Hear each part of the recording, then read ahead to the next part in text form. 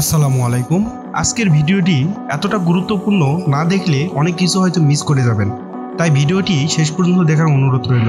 প্রিয় দর্শক, আজকে আপনাদের সামনে উপস্থাপন করব মুরগির মাংস প্রসেসিং। কিভাবে মুরগির মাংস প্রসেসিং করা হয়। প্রথমে মুরগিগুলোকে সারি সারি করে একটি তারের সাথে ঝুলিয়ে দেওয়া হয়। মুরগিকে দীর্ঘ একটি প্রসেসের মাধ্যমে মুরগিগুলোকে জবাইয়ের উদ্দেশ্যে ভিতরে পাঠিয়ে দেওয়া হয়। এরপর মুরগিগুলোকে জবাই করা হয়, তারপর গরম পানির মধ্যে চুবানো হয়, যেন মুরগির ফোড়াগুলো, পাখনাগুলো এবং শরীরের মধ্যে যে লোমগুলো থাকে ছোট ছোট, যা খুব সহজে ওঠে না, সেইগুলোকে অতিরিক্ত তাপমাত্রায় ডুবিয়ে সেইগুলোকে একটি প্রসেসিংয়ের মাধ্যমে সমস্ত লোমগুলোকে ঝরিয়ে ফেলা হয়। তারপর দেখুন এই ভিডিওটির মূল অংশ, কিভাবে এই মুরগিগুলোকে খাবারের জন্য উপযুক্ত করা হয়। প্রিয় দর্শক, এই ভিডিও শেষে আপনাদের জন্য কিছু প্রশ্ন থাকবে, আর তা হলো এই মুরগিগুলোকে এইভাবে জবাই করার মাধ্যমে এই মুরগিগুলি কি মুসলমানদের জন্য খাওয়া কি আদৌ জায়েজ আছে কি না, সেই বিষয়ে আপনাদের কাছে প্রশ্ন থাকলো। যারা এই ভিডিওটি দেখবেন অবশ্যই মুসলিম হলে কমেন্টে লিখবেন, এবং হিন্দু হলে অবশ্যই কমেন্টে এটিও লিখবেন যে এটি খাওয়া জায়েজ কি না। মুরগিগুলোকে যখন গরম পানির দ্বারা তাপ দেওয়া হয় এবং তার শরীর থেকে লোমগুলোকে ঝরানো হয়, ঠিক সেই সময় মুরগির বর্জ্যগুলো আধুনিক এই দানুবাকৃতির মেশিনের মাধ্যমে বিভিন্ন জায়গায় বিভিন্নভাবে ছড়িয়ে পড়ে। পরিবেশটা খুবই সুন্দর এবং এখানে খুব বেশি ওয়ার্কারের প্রয়োজন পড়ে না। খুব অল্প সংখ্যক ওয়ার্কার দ্বারা অনেক মাংস প্রসেসিং করা হয়। এখানে আধুনিকতার যে পুরোপুরি আশীর্বাদ, তা এই শিল্প দেখলেই আমরা বুঝতে পারি। এখানে খুব কম পরিমাণ শ্রমিক দ্বারা রোবটের মাধ্যমে মুরগির প্রসেসিং করা হয়ে থাকে। প্রিয় দর্শক, এটি আমাদের দেশে বা যে কোনো দেশে এইরকম সিস্টেম হয়ে থাকলে কি খুব ভালো হয়, কমেন্টে এটিও বলে যাবেন। মুরগিগুলোকে ঘূর্ণায়মান প্রক্রিয়ার মাধ্যমে তাদের কাল্লা, পা এবং প্রতিটা পার্ট বাই পার্ট তাদের আলাদা করা হয় এবং তাদের নাড়িভুড়ি সহ বিভিন্ন অংশকে সুন্দরভাবে আলাদা করা হয়, পরিষ্কার পরিচ্ছন্নভাবে। যেভাবে এই মুরগিগুলোর প্রসেসিং করা হচ্ছে, এমন পরিষ্কার পরিচ্ছন্নভাবে আপনি আপনার বাসায় মুরগিগুলোকে প্রসেসিং করতে পারেন।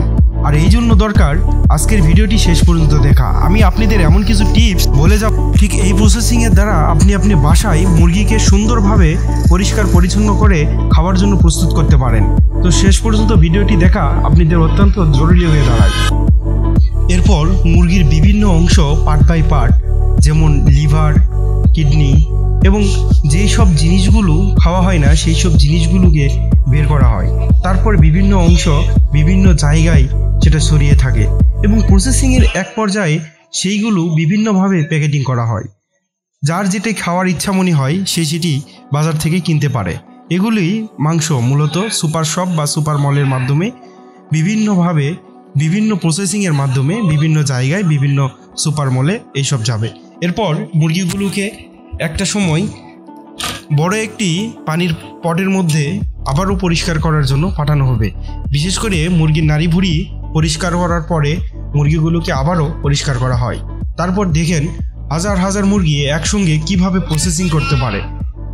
প্রিয় দর্শক, এই পর্যায়ে আমরা আপনাদের দেখাবো কিভাবে মুরগির এই প্রসেসিং নিখুঁতভাবে এবং পরিষ্কার পরিচ্ছন্নভাবে করা হয়। এখানের প্রত্যেকটি ওয়ার্কার তাদের হাতে জীবাণুনাশক এবং পরিষ্কার পরিচ্ছন্নতার মাধ্যমে সব কিছু করে থাকেন।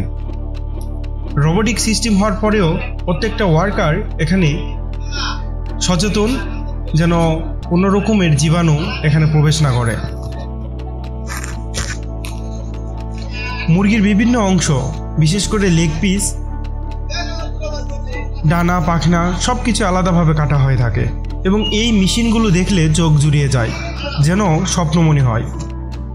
এখানে অনেক ওয়ার্কার আছে যারা বিভিন্ন মাংসের মাংসগুলোকে বিভিন্নভাবে বিভিন্ন জায়গায় আলাদাকরণ সহ মেশিনগুলোকে নিয়ন্ত্রণ করে থাকে এবং তাদের বেতন কত সেই বিষয়ে আপনাদের সামনে বলার চেষ্টা করব।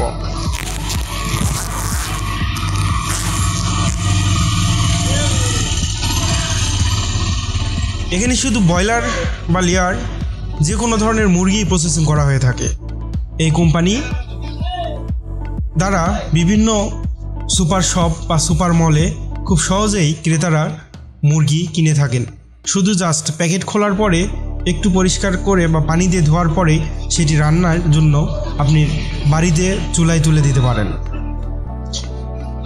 প্রিয় দর্শক, দেখতেই পাচ্ছেন এখানে মুরগির যে প্রসেসিং প্রক্রিয়া, যা অনেক সহজতর এবং আধুনিকরণ।